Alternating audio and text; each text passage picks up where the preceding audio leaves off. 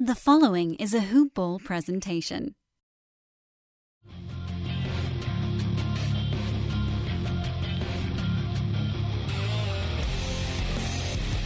Welcome to the Fantasy NBA Today podcast. Well, I wasted 15 minutes this morning trying to figure out how to get the NBA Jam "He's Heating Up" dialogue to open up the podcast, and finally I just gave up. And here we are, fresh out of whatever that would have been. Probably not that funny anyway. Oh well. Welcome to Fantasy NBA Today, everyone. I'm Dan Besbris. This is your Wednesday edition, I think. Yeah, it's the 27th of June. We're in the middle of the week. We are less than a week from free agency. We are a week from Independence Day, which I only bring up because there are reports today that LeBron James will make his decision by July 4th.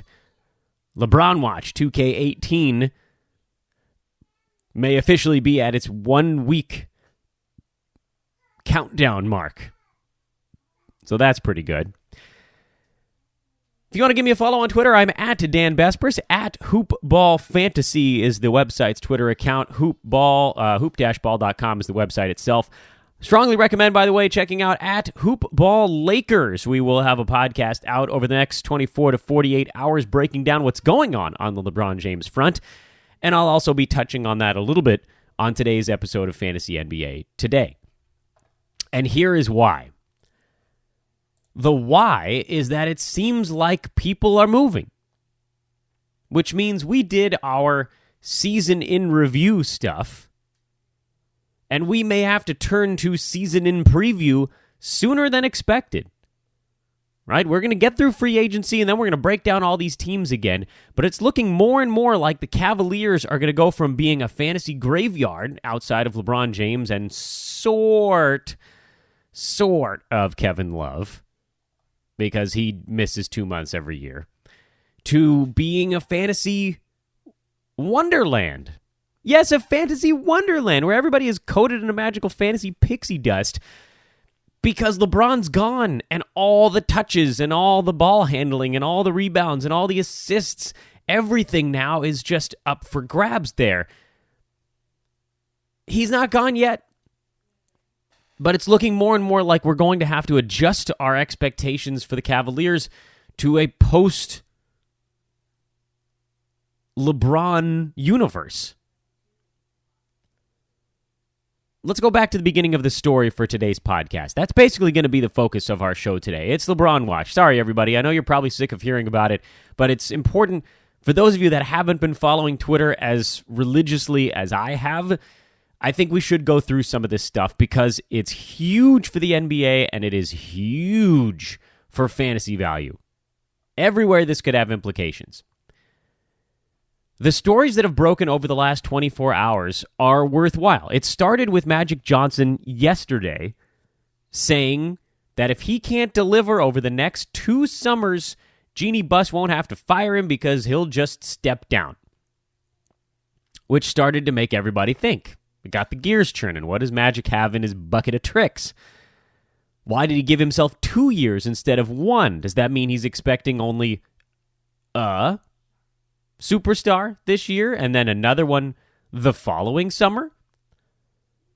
Who becomes a free agent the following summer that might fall into that bucket? Kawhi Leonard is one of them. Right? Maybe Magic is laying the groundwork here for the Lakers to be patient on the Kawhi Leonard front. He's said he wants to go to LA. If the Lakers can be patient for 1 season, they could end up with him without having to give away all their young assets. But the other side of that same discussion, of course, is another report that came out early this morning noting that LeBron James doesn't want to be the first superstar to commit to Los Angeles. So if the Lakers could go bring someone in that's not a free agent, someone that, say, wouldn't have to commit, but would just have to say, I'm okay with that trade, well, that would make everybody's lives a whole lot easier. That guy, of course, being Kawhi Leonard. It ain't going to be Kyrie Irving, free agency, of course. LeBron doesn't want that again, neither does Kyrie. So what do the Lakers do? This is where we ended up this morning. Well, then a report came out on Sporting News. Sean Devaney, I think I think it's Devaney, put out a report saying it's possible LeBron might just sign with the Lakers and then see who else joins him after the fact. All of these reports, by the way, I'm building up to this moment on the podcast. This whole beginning segment was a build-up to me saying, baloney. Baloney. LeBron doesn't actually think that he would go to LA and no one would come join him. This is LeBron James. All of these guys, basically everybody in the NBA who's had one giant contract has turned their attention now to winning a championship. That's the world we've moved into. When these guys get their first big deal after rookie contracts run out. Now, I mean, honestly, these top picks in their rookie contracts are $25, $30 million. So even that's not nothing. So I'm not going to say that like you couldn't live a wonderful life on $30 million. If you gave me $30 million today, I'd be set for life. I would not work a single day because, you know, you invest like $29.8 million of that and watch it grow. You could put that in a freaking CD if you wanted to. You could put that in something getting 1% annually and you'd be fine. What's 1% of $30 million? $300,000? Is that right? If your annual salary was $300,000 and all you had to do to get that salary was have $30 million, that's the world that we live in, by the way. I'm not going to get into a capitalist rant on this show, but it is really easy to exist when you have a giant nest egg. Oh, boy. Anyway, okay, so back to the money thing. So for a lot of these NBA guys, the agent takes a cut and taxes take a cut and whatever else. They end up losing a nice chunk of that. They'd still be fine financially with a nice rookie contract. But let's talk about the guys maybe that don't get, top 5 money out of the draft. Those guys want that first big deal, that, 3-year, $45 million contract, or that 5-year, $80 million, whatever it happens to be. And then once they've got that in the bank, then they know they're golden. If they have a financial advisor that's not going to rip them off, I would advise, by the way, going to a large company, someone that works with that kind of money where these guys work with financial advisors that when they see the type of money the players bring in, they get stars in their eyes and the whole thing comes apart. If they have somebody they can trust and they give them $80 million to work with, they're set. That's it. You're good for life. Because a horrible investor can make you 1% on that. The dumbest idiot on earth can go make you 1% on that. A good investor is going to make you anywhere from, 2 to 10% annually. 10 would be a lot, but, there are bull markets and bear markets and so forth. So conservatively, let's say like 3 to 5%. So they're not worried too much about that next contract. They're going to get it. But if it means they have to take a very tiny pay cut to go play with LeBron, win a championship, that's what these guys want. They want a ring to put on their shelf. They want a ring to put in their third dresser drawer until the day they die. It means something that an extra couple $1 million doesn't. That's just the way it is. So LeBron, we get it. I know. Anybody that can put out a story on LeBron James right now is going to get hits, and maybe that'll be the case with this podcast because effectively that's what today's show is. But this is a show that's, I want to call the not LeBron show because I'm calling out all the other LeBron stories for being bunk, for being hot garbage. I think LeBron knows where he's going. I think LeBron knows who's coming with him. And all of these weird little tales are just to keep us titillated until a week from today when we all find out what basically has already happened. Breaking news this morning, the Cavaliers have made an offer for Kawhi Leonard. Here you go, Spurs. You want Jordan Clarkson? Yeah, well, nobody knows what the offer was, but it ain't going to be enough. Sorry, guys. they're reading the writing here. It's basically if you can get Kawhi Leonard, you've got a much better shot to get LeBron James. But again, we all know whatever's going on is happening behind closed doors. I think our buddy Josh Lloyd made a good point. If you hear about a trade, it's probably dead. If you hear about something going on, it's probably already dead. If it's happening in secret, then it has legs. I think that's a good point. So what does it all mean? What does it all mean from a fantasy perspective if we transition from the real world stuff to the fantasy world stuff? Well, if LeBron James goes to the Lakers and the Cavaliers become whatever this organization remains, well, there's a lot of cash to go around there. Fantasy cash, I mean. Real world cash too, I guess. Kevin Love, who is signed for one more year with a player option for a second year, immediately becomes a juggernaut, like Minnesota Timberwolves Kevin Love.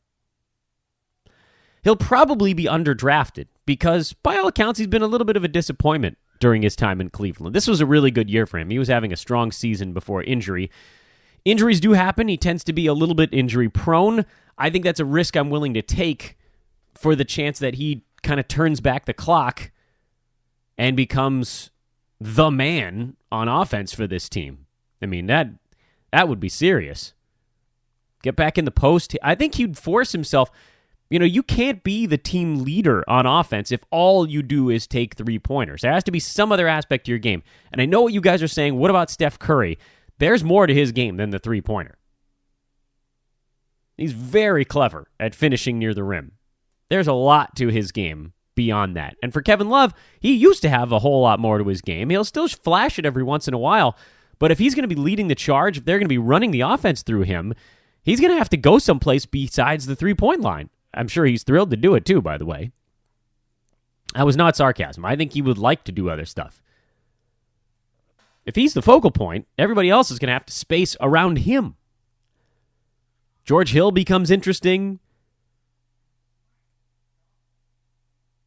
Any young guys? I don't know. Maybe those are the two guys that you look at as dudes that have done it before. You'll see Tristan Thompson. He'll get more playing time. J.R. Smith. I can't in good faith tell you that he's a worthwhile grab, but I mean, he's signed for 2 more years also. Cavs are pretty hamstrung here. All of these other guys are signed for basically 2 more years. Kyle Korver, do any of them have enough playing time? Does Jordan Clarkson have enough playing time? Probably not. They have all of these shooting guards and small forwards on this team. Larry Nance Jr., you probably see him do a little bit more. Maybe they sign somebody.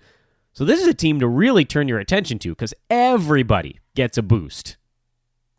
And I know what you're saying. What about efficiency? Playing alongside LeBron James, surely it helped their efficiency. Yeah, but no one really did enough where the boost in one would outweigh the loss in the other. Let me explain myself. I know we're getting into the weeds a little bit here. For a guy like J.R. Smith, he's basically going to always take that same number of shots with LeBron around. He's never going to take a bunch. And he's always shooting from downtown. So the efficiency is never going to be that great anyway. So if his shooting percentage goes down by 1 percentage point from bad to a slightly more bad, but he ends up taking a bunch more threes per game, that would actually outweigh the efficiency drop. Whereas with a guy like Kevin Durant, say, when he moved to the Warriors, he took a couple fewer shots, went from like 20 to 17, I think. I don't have the numbers in front of me. But his percentage went up to a team-carrying mark last year, not this most recent season. So one has to kind of outweigh the other. With Kevin Love, I think there's a chance his efficiency gets better with LeBron James gone because I think you see him move closer. So the shooting percentage could come up. I mean, he's always been a great free throw shooter, but maybe he takes more of them, more rebounds, more assists. Everything has a chance to be improved in that situation. Same with George Hill. He'll just have to do more. doing very little and taking open three-pointers. That's not good for your efficiency, and threes are easy to get these days. So I'm excited about what that could mean for the Cavaliers. That team would rocket right into my view on a club that I largely avoided this season. Largely avoided the Cavaliers because of the impact LeBron has on all of these other guys. They're just there to space around him. With him gone, things change considerably. Of course, if he ends up in, say, Los Angeles with all these other superstars, we'll have to reassess that. What if Paul George leaves Oklahoma City? Well, we don't know on that front yet, but it's a possibility. We'll reassess when that comes around as well. But we're on the countdown, man. We may know where all of these guys are going in a week. That's outstanding. The world's gone crazy. We can't wait. Looking forward to digging deeper into this stuff on a Lakers podcast. Believe it'll be my buddy Eli Bauman and myself. We'll be talking about the most recent Kawhi Leonard news, the most recent Paul George stuff, including the leak of the Lakers Paul George pitch, the LeBron watch. You can't call it anything else because there's 15 articles a day on it. So I saw a tweet roll by yesterday, again, at Dan Besbris on Twitter. I saw a tweet roll by that noted that on ESPN.com's main page, there was a picture of two naked women from the Body issue, and then over on the right side, there were 7 articles listed in their top stories, and 4 were about LeBron James. Mind you, the basketball's not in season right now.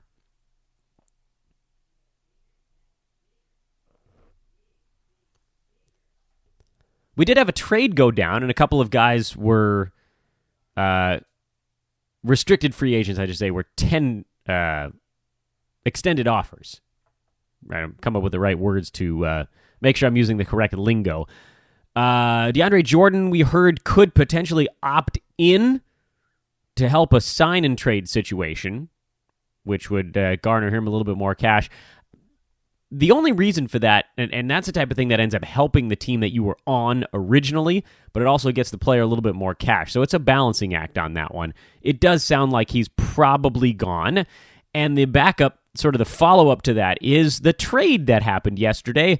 The Clippers sending Austin Rivers to the Washington Wizards for Marcin Gortat, the Polish hammer, who is getting up there in years all of a sudden, is headed west. He'll be playing for the Los Angeles Clippers. Each of those guys is on a 1-year deal, or I should say has 1 year left on a deal or on a 1-year deal.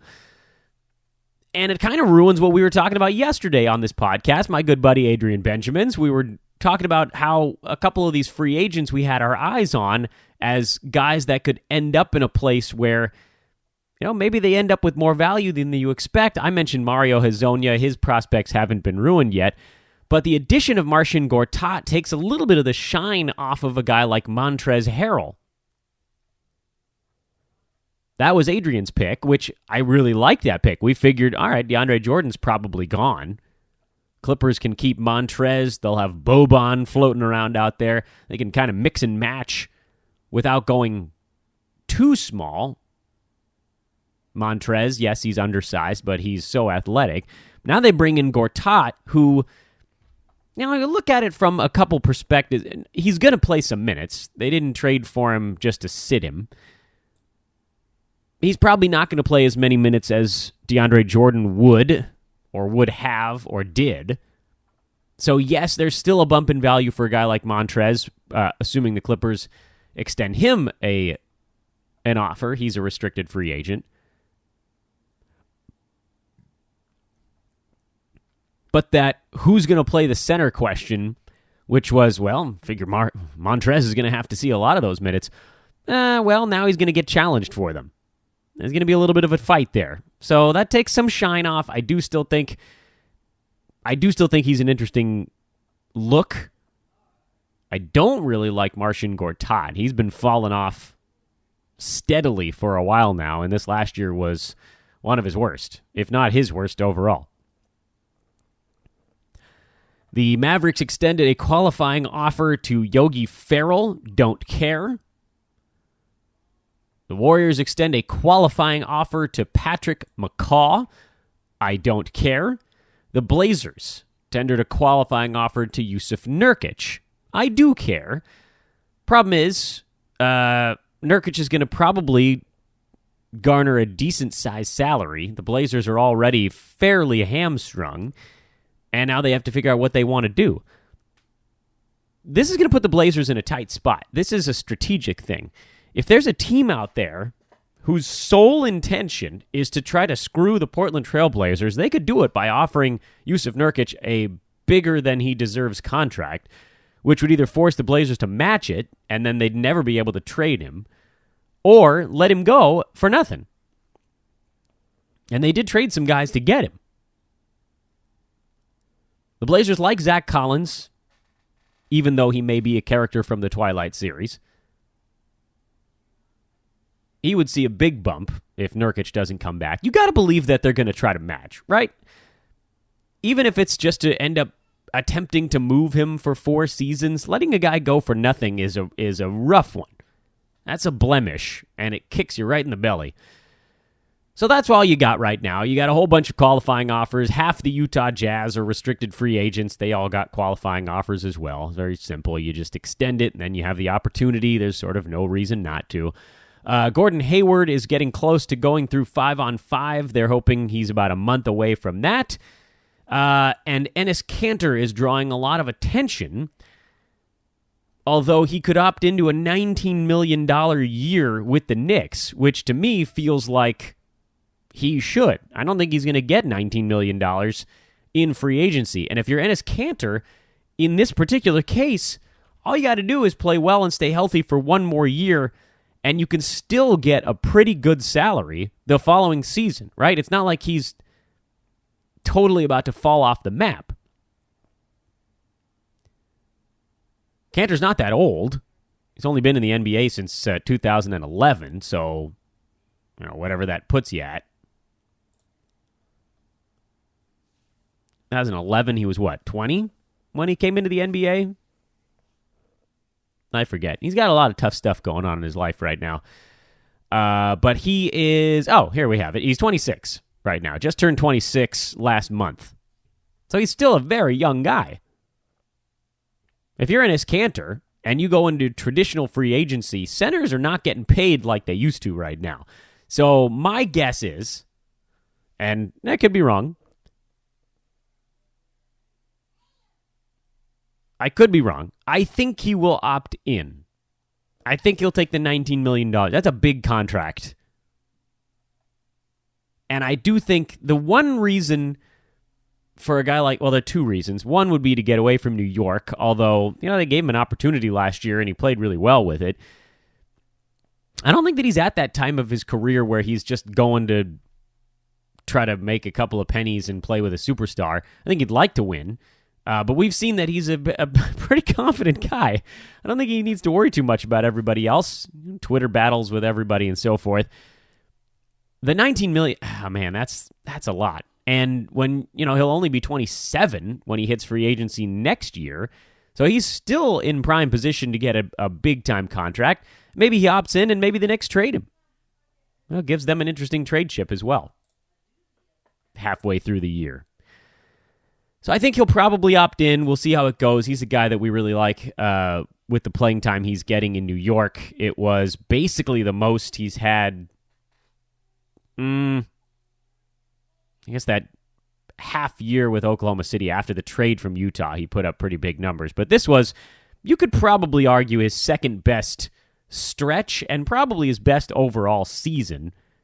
Just big-time shooting percentage, improvement in free throws, all the good stuff came together, and if he opts in, then you've got yourself another strong season in the works. All right, let's get into the last few topics on today's program. Again, we're relatively short this week. This is kind of like hiatus week while we, in between the draft and free agency, everybody else is getting ready, and this is our opportunity to kind of do likewise. The last thing I will mention is one more free agent. Yes, that's right. One more free agent that I'm looking at to see where they end up, because it may change how I feel about them, and that is my good buddy Thaddeus Young. You guys know how much I love old Thad. I love old Thad and his whopper steal totals throughout his career and his good shooting percentage and his really terrible free throw percentage, but basically doesn't take any, so he doesn't hurt you. And he'll get you half a block a game. He'll get you 6 and change rebounds per night. But apparently, Indiana is making runs at guys like Will Barton and Tyreek Evans, and if they end up paying those guys a bunch of money, I don't know that they're going to have enough to bring Thad Young back. I would have thought that he would be a priority. And Indiana should know these stats if I know them, but Thad Young was top 5 in deflections in the NBA this year. His steals actually, believe it or not, could have been higher than they were. He is brilliant at playing passing lanes. He's a good defender overall, even one-on-one. And I know he's not the most skilled offensive player, but he's got some moves around the rim with that left hand, and he sort of fits nicely. I'm sure a lot of teams would love to have a guy like Thad Young. If they're making a championship push, maybe that's why it's going to be tougher, but I can't imagine he's going to take much more cash-wise than he did last year. But with all the wonderful things I've said about Thad Young, there are a lot of places he could go where I won't be as bullish on his outlook. And I don't have them listed off the top of my head, or 30 teams in the NBA. But the reason I really liked him in Indiana is because you just knew what you were getting from the previous year. The previous year with Indiana, he went for 11 and 6 with 1.5 steals on 53% shooting, despite playing with basically a busted wrist for a month and a half. If you wiped out that slump for him, he was closer to, 12 and 6.5 or 12 and 7 with, about 0.1 more steals and a couple more shots per game. And then that gave you this year, by all accounts. The certainty of it was what made it so outstanding. The certainty of it, being able to get a guy at 115 in your draft that you felt, or I did at least, and maybe I convinced you, would just be a top 75, top 80 guy, and you wouldn't even have to think about it. And boom, there he was. Nice, strong, quiet, solid year for a guy that outperformed his draft position by 3 to 4 rounds. Easy. Problem is, there are a lot of places he could end up where life wouldn't be so simple. We'll find out, I guess, where he wants to go. He's a little bit older than some of these other guys we've been talking about. He's 30. So Thad Young now, God, I hate to say 30 is starting the downswing a little bit, especially when I'm 35. But he might be looking now to go to a place where he's going to make a run at it. Maybe he will take a salary cut to be a smaller fiddle. But if he's going to be starting and playing 25 to 30 minutes, I think you got a pretty good idea what you're going to get. Problem is, he's not particularly assertive. So if you put him on a team with, Victor Oladipo was clearly the number 1 on Indiana, but then it was like a 4-horse race for number 2 between Miles Turner, Darren Collison, Bojan Bogdanovic, and Thad Young. They all kind of shared it. If he goes to a team where he's clearly 3rd or 4th in the pecking order, then I don't know there will be enough shots to make him useful, or rebounds, frankly. Hell, modern NBA, you might see him play some center. Anyway, so as excited as I am to see where Mario Hezonja ends up, hoping that he gets an opportunity someplace, I'm a little bit concerned that Thad Young is going to end up somewhere where I'll have to kick him out of the Besbris bunch and replace him with someone else. Nico might need a new running buddy. All right, let's wrap her up. We're almost at the 30-minute mark, mostly talking about LeBron James. And we'll continue to do so because that's the story right now. When he makes his decision, the entire NBA will topple, and then we'll know where everybody ends up, and then we can start going through teams one by one again. The rehash. We'll talk to Neil Rochlani tomorrow, my illustrious co-host, one of them. Three of us co-hosting the show these days. We'll talk to him about free agents, who he's got his eye on, some thoughts, of course, on the developing LeBron James stuff, the developing Paul George stuff, the developing Kawhi Leonard stuff.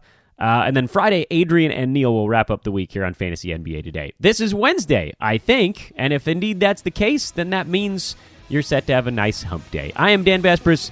This is a Hoop Ball presentation. Enjoy your evening. We'll talk to you tomorrow.